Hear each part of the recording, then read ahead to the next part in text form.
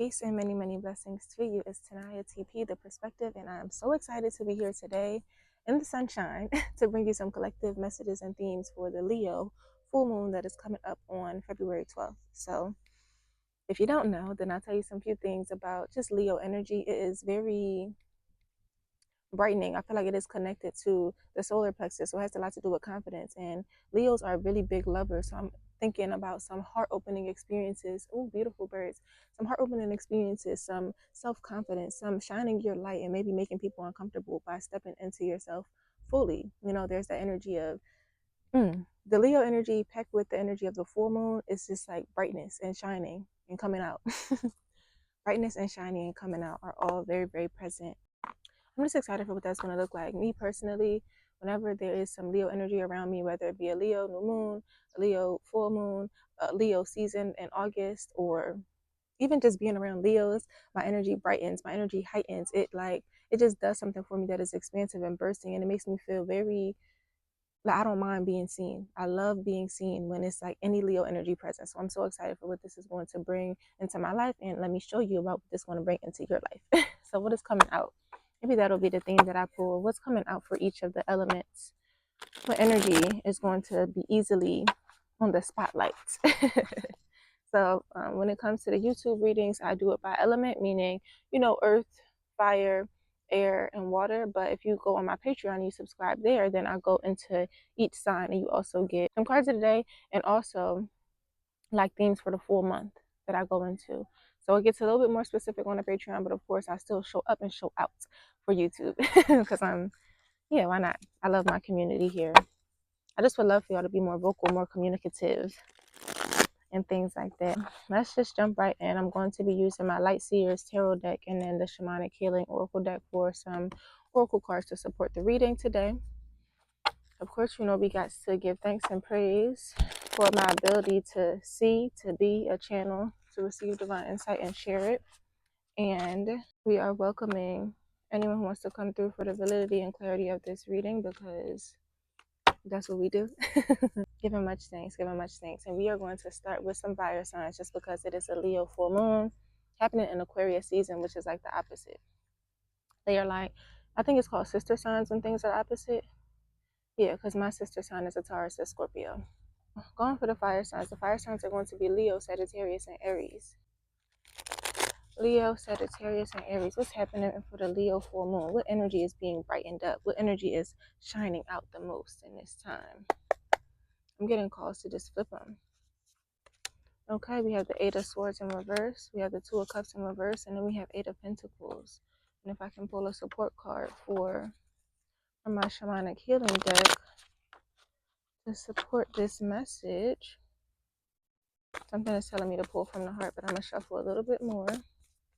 And then I'm going to pull Leo, Sagittarius, and Aries. Oh, anger coming out. So when we see the Eight of Swords in reverse, it is showing maybe an incapability to get out of some thinking patterns. You could actually be coming out of thinking negatively about yourself, thinking negatively about your situation, and kind of starting to free yourself from limiting beliefs and thoughts about your life. And this could also be a resistance to even recognize that it's you creating them and trying to blame other people. And with the Two of Cups being in reverse here too, it makes me think about, you kind of trying to blame someone else, fire signs, for what you are going through by yourself, or blaming someone else for the limiting beliefs that you are creating. Rather than getting yourself out of it, it's like you're looking for someone else to blame. And I find this interesting because Leo energy also has a shadow side, I'll say, of not being able to take accountability for what they create or for what they do. And I feel like that's coming up for you with this Leo full moon is being highlighted so that you can break the pattern. With this Eight of Pentacles, with her burning a green candle, it makes me think about a heart opening process, but having to do with the material realm. Almost like you are, doing everything that you can. You're doing your herbal baths, you are using your prayers, you're doing a lot of writing, you're doing a whole bunch of things, and still there's a heart blockage here. Still there's some type of energy that's not allowing what you want to come manifest into this world to come manifest. And with the anger card of the Oracle, Yeah, even now my heart started to feel heavy and I'm feeling like heat inside of my heart. So it's like, who are you holding this anger towards, and how can you release it from them? Because you're giving them a lot of power to say, oh, they're creating this, oh, they're doing that, oh, they're stopping me from being able to create. Whoever the they or there is, there's no one outside of yourself that has the power to do anything to you unless you give them that power. And the anger that is manifesting is blocking the Eight of Pentacles energy of like you doing all the work. You can do all the work that you want on the outside of yourself, but it's going to have something, it's going to take something to happen and shift within in order for there to be a difference in what you're seeing. So how can you look inside of yourself and see how what you're thinking or what you're doing or the actions that you're taking, your habits, how they could be adding into you feeling trapped, you feeling closed off, you feeling all of that, because it's not someone outside of yourself that's creating it. It's coming from you, love. It's coming from you. And honestly, that can sound a little downing, but it's really, really powerful. It's actually really powerful to know that about yourself, because then you can shift it. It's powerful to know it because then you can shift it. I want to read the affirmation that comes from the Oracle book for y'all, just to wrap up this message. A very strong and primal emotion. Anger sometimes catches us by surprise. Other times it seethes just under the surface, simmering a long while until it boils over, scalding anyone who is close. Anger is based in fear. Fear of loss of control, fear of not being loved, fear of being judged, fear of not being enough. When anger enters your life, be it yours or someone else's, go beneath the surface and try to address the real fear that has triggered it. Anger doesn't go away without addressing the underlying fear. Alternatively, be aware of someone's anger directed towards you. I think that relates. I'm not. That wasn't even an affirmation, but I'll give you our affirmation, right?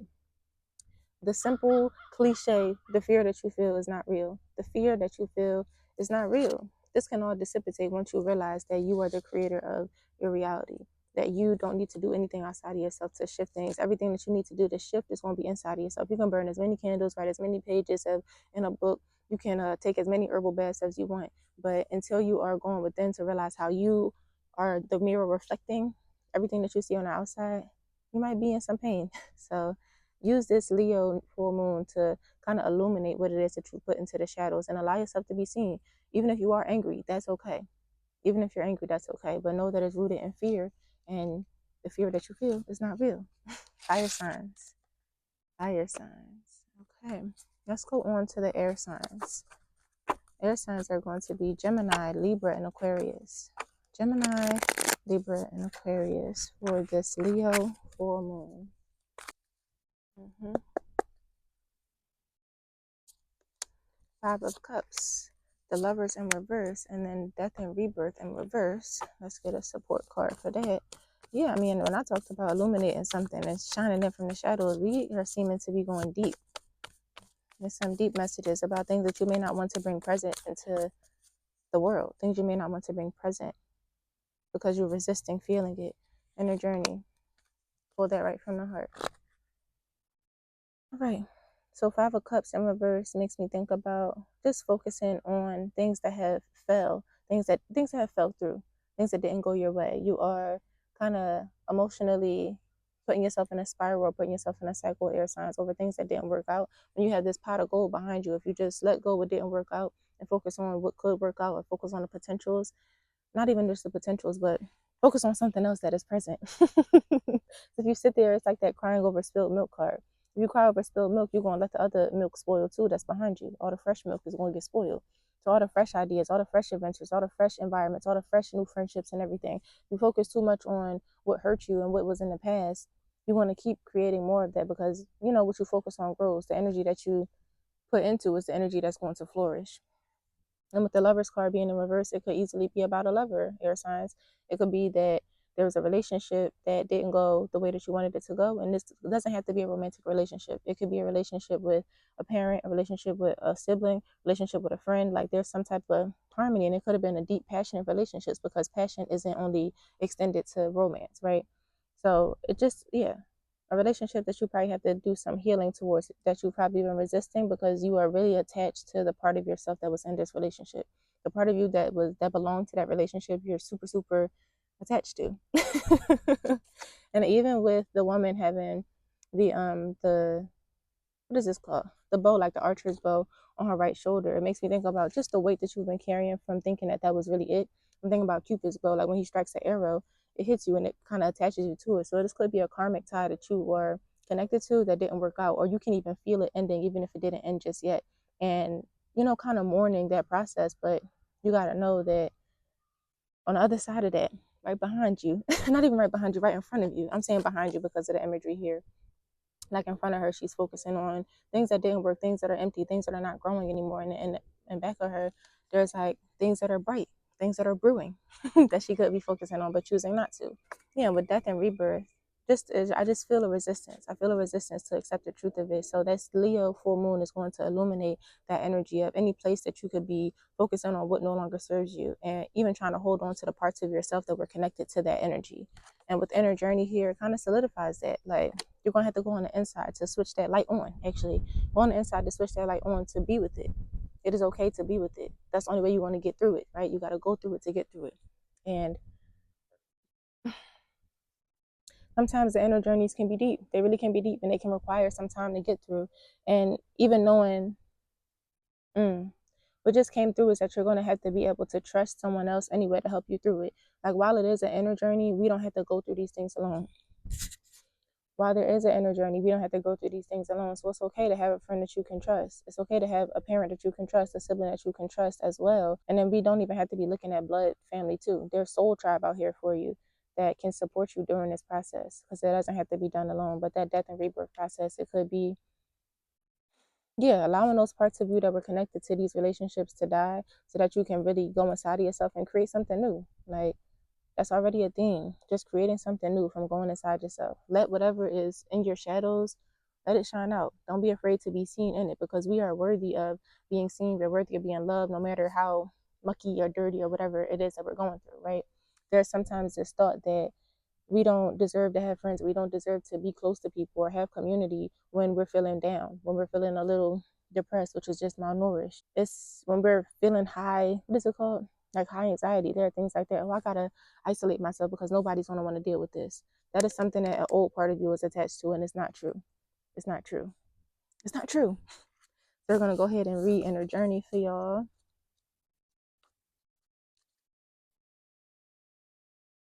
Not all who wander are lost. At times, we are so consumed with our own personal journey that we project our journey onto another. Every soul arrives on this planet with lessons to learn and a life to live. For as many souls that are out there, there are just as many different journeys. Do not judge another's journey. Always respect where another person is on their path. Meet everyone you come into contact with where they are on their path. Do not insist that they come to where you are. By doing this, you will not only expose those around you to your own healing vibration, but you will offer them acceptance without judgment. This is a great gift to both give and receive. Yeah. So just as much as you are being accepting of others by letting them see, or just as much as you are allowing yourself to be accepted by others by letting them see you in spaces that you might not have wanted to be seen in before, you are showing someone else that it's okay and letting that energy reverberate. That's beautiful. Air signs. Okay. Let's go to Earth. Let's go to the Earth signs. For Earth signs, we're looking at Taurus, Virgo, and Capricorn. Taurus, Virgo, and Capricorn. Taurus, Virgo, and Capricorn. What needs to be illuminated during this full moon in Leo? What's coming out of the shadows? What themes are present?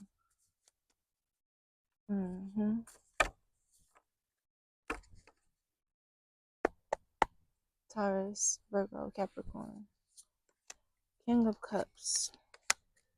Two of Wands in reverse and the Ten of Wands.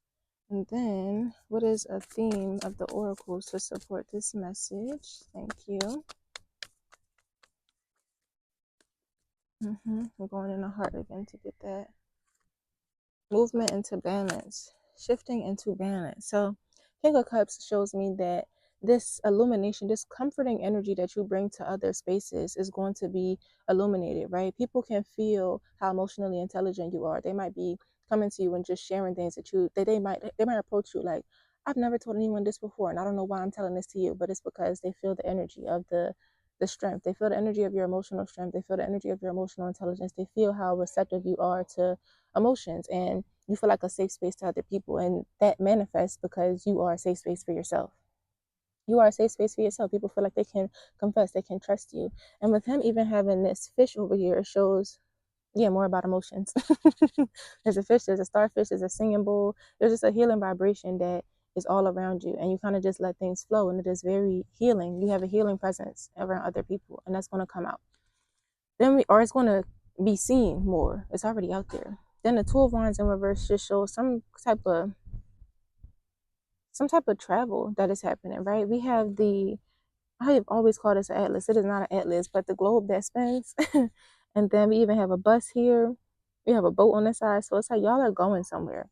Y'all are going somewhere. And there has been maybe you were deciding between two things, but something has moved the decision on. Something has moved the decision on, maybe because of your healing presence and the way that you've been going inside yourself and kind of just being real zen. This energy of like, I don't know what to do, I don't know what to do, I don't know what to do has kind of hushed down to where something has opened up for you to just go to it. And even in the Ten of Wands, she's also moving. So I just see the earth signs moving on to something. And I'm actually knowing that it's going to be a physical, like environmental shift for most of us, or for most of y'all, for most of us, whatever. But there could also be, again, just movement into balance, right? I'm already seeing movement in general because we got planes, trains, boats. We got this person traveling on a yacht, even taking all of her things with her, taking all of his things with him. And there is this completion that is coming. There's a completion that is coming through where you might finally find what it is that you want to settle into. You might finally be finding what it is that you want to settle into, and you're almost there. But I see that the work that you've been doing on the inside has opened up for some clarity to come through. So it's no longer like a decision between two things. There's like, okay, I think I'm gonna go do this, and you're not really worried about it. And then you taking that leap, you taking that move, and with it being a movement into balance, it could have been something happening where you might have just made a move. Actually, you might have just made a move, but you figured out that it wasn't really for you. So you're refining the process, refining what it is that you want, refining what you want to see in your environment, and because of this, it is shifting, right? You shifted something on the inside and it's shifting something on the outside, and it's having to do with some physical movement. It's having to do with some physical movement. So it's like, get ready to go. Get ready to go. Get ready to go. Get ready to go. That keeps coming through. Get ready to go. Are you ready to go? And bring your healing presence with you. The bags are safe. You are safe. You're ready to go into open arms too. You're ready to go into open arms. So congratulations on doing that work. Congratulations on doing that work. And even with this movement of balance thing too, I love that we have the moon, and then we have the sun, which shows the masculine and the feminine, but then also the things that we hide versus the things that we are willing to show. And I feel like that is another movement into balance that is coming through. I'm going to read the card for you. The sun balances the moon just as the earth, the water, and the sky remain in precious balance. So you are moving from unbalanced ideas and lifestyles into a more balanced way of being. A situation may call for some tweaking to adjust it into a balanced mood. Look at the energy and emotions you are putting out into the universe, your world, your relationships, or goals. Balance that with the energy you are allowing yourself to receive.